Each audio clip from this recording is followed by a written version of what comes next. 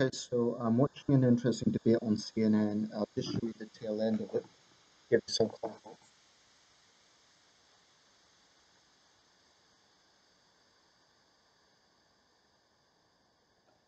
I've just put it on mute to make this video. It's an interesting debate. That's the other person involved in the debate. The woman in the glasses is on the other side of the debate, and that, of course, is Halak Irani. So focusing on that. So this debate is about the controversial Burkini ban in some towns in southern France. Now, in Europe, there's long been debates about the dress wear of Muslim women. It's been something of a hot topic to an extent that some would say is too much.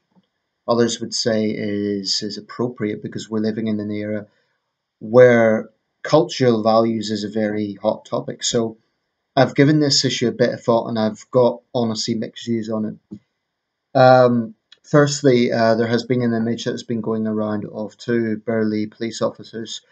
Um, Whether they were fully armed or not, I don't know, but they certainly seemed to be like in riot gear, and they were basically arresting this woman in a town in southern France. I don't know if it was Nice or somewhere else, but it's widely being condemned as being heavy-handed, and I have to say I feel uneasy about that. I feel uneasy about the idea that they're treating this woman like a criminal and basically, yeah, humiliating her on a public beach and treating her like a criminal simply because of what she's wearing.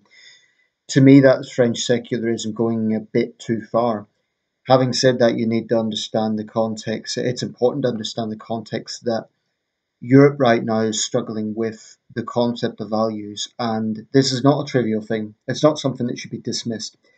This is an interesting debate, and so basically, the two people speaking is Huda Jawad, who is a domestic violence campaigner.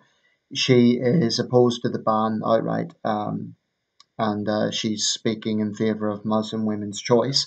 I'll come back to that. Um, Yasmin Alabai Brown, who I am familiar with, she represents the British Muslims for Secular Democracy, or at least she was a founding member of the British Muslims for Secular Democracy. It's not often I agree with her. I strongly disagree with her on occasion. She's more to the left than I am, and she's quite an outspoken feminist, which of course I'm critical of. But Yasmin Alabi Brown does make some pretty valid points here. The narrative that Huda Jawad is making is that it's all about choice. Now, that narrative is misleading because it implies that all Muslim women have a choice.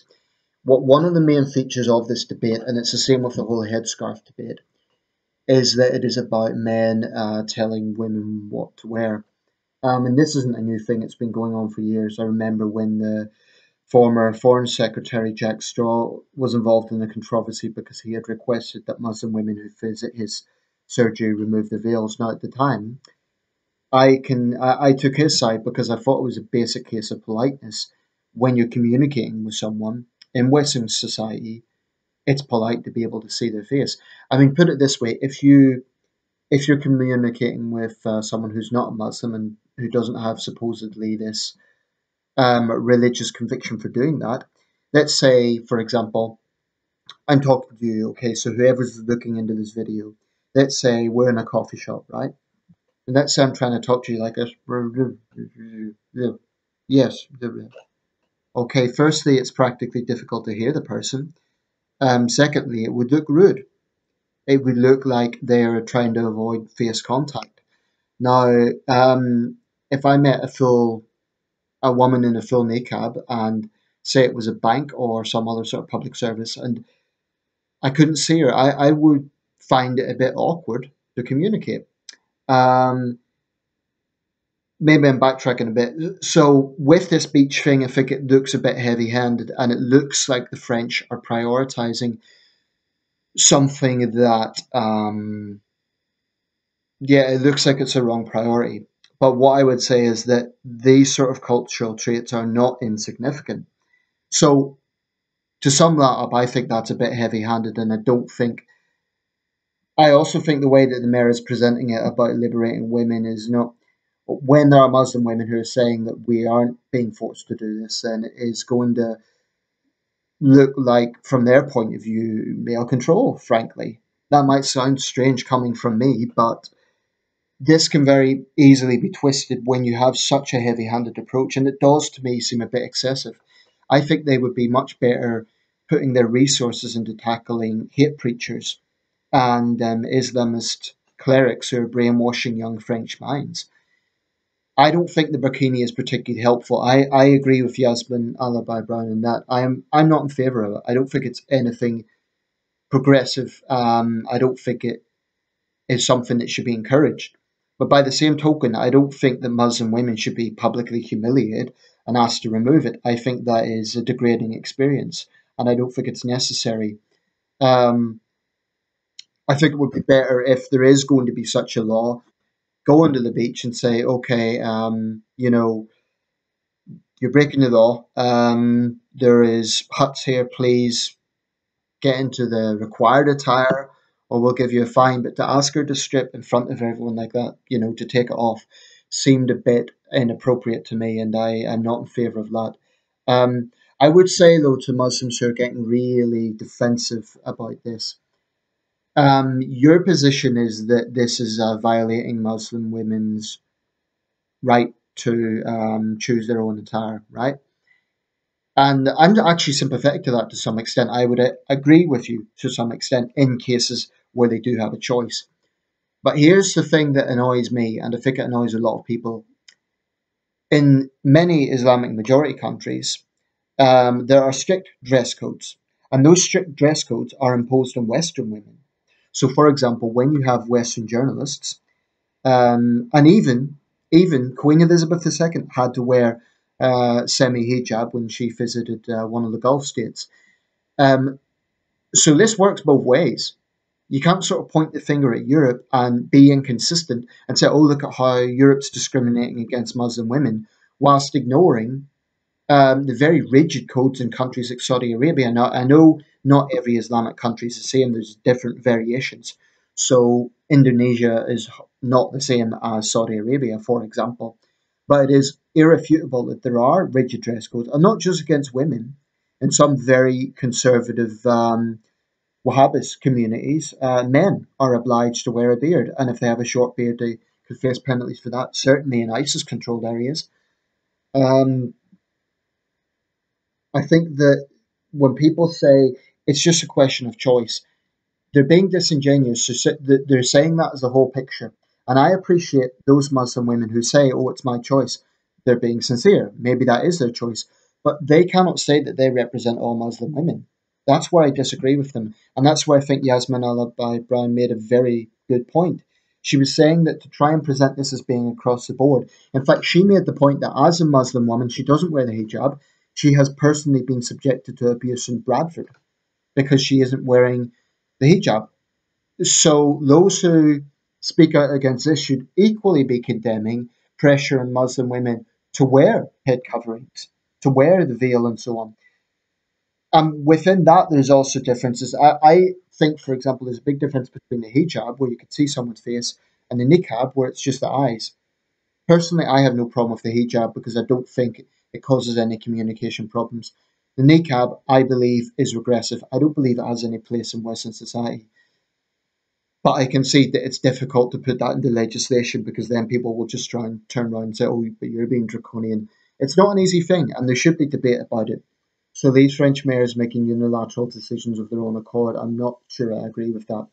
But I do see where it's coming from. And in my opinion, people who wear, I mean, Halakarani actually raised the question. One of the concepts of the having things like the burkini is that it implies the female body is somehow sinful, and it kind of shames women into this idea that and actually it's insulting to both genders actually because it shames women by saying that if you show flesh that's immoral, and it's sexualizing the female body when they're just trying to enjoy the beach and sun. Now, of course, you could argue that Western advertising and fashion does that as well. I think Yasmin Alibi Brown was trying to get the neutral position on that. She said she's also been vocal about she believes that teenagers are too sexualized in this country. I actually agree with her to some extent. I certainly think the pop industry has a lot to answer for in that regard. So there I would find agreement. But I take the view that sometimes I go through the city centre and I don't even live in a particularly diverse city, but I sometimes go through the city centre and see women in full niqabs, and it doesn't make me uneasy insofar as it's not a fear, it doesn't hurt me, but I do think that it is a statement. When women, if indeed they're choosing it themselves and it isn't male pressure, you know, even if they are choosing it themselves, it's still a statement of exclusion. It's still a statement saying we are choosing to take a very conservative dress code. Whether it's Islamic or not is even a debate in itself, because this is also a cultural thing depending on what part of the world we're talking about. Indonesia, for example, there isn't many women would, very few women will wear the niqab. But in a country like Saudi Arabia, it's a norm, so it does vary within Islamic countries as well. Um, I just don't accept that this is just about choice.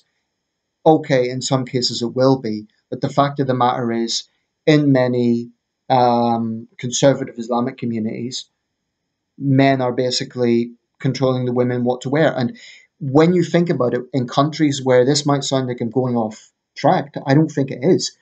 When there are countries where women are punished if they are raped, not just punished by legislation, but they're shunned by their own community and treated like they're some sort of adulteress because they have been through the crime of rape, because they are the victims. That is, I find that sickening.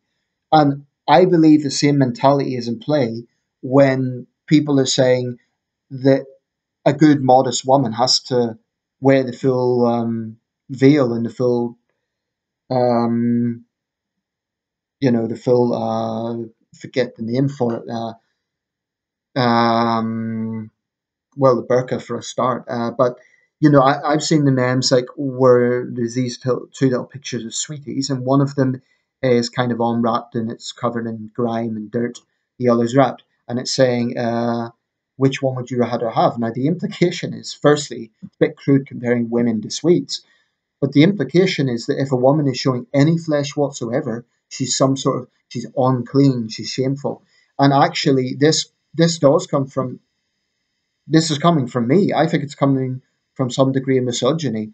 You won't often hear me say that, but yeah, I do. I think that is coming from some degree of misogyny. So I think where women are making the choice, that's fine. But those women also have to respect the right of women not to wear it.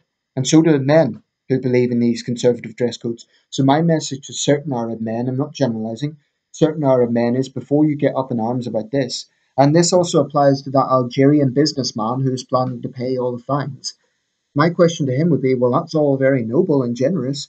Are you going to stand up for Western women when they go to Arab countries? Are you going to say they shouldn't be forced to, wear the hijab? Or are you going to say they shouldn't be forced or treated like criminals if they dare show a bit of flesh? I mean, another thing I don't understand is in many of the countries I'm referring to, it's a very hot climate.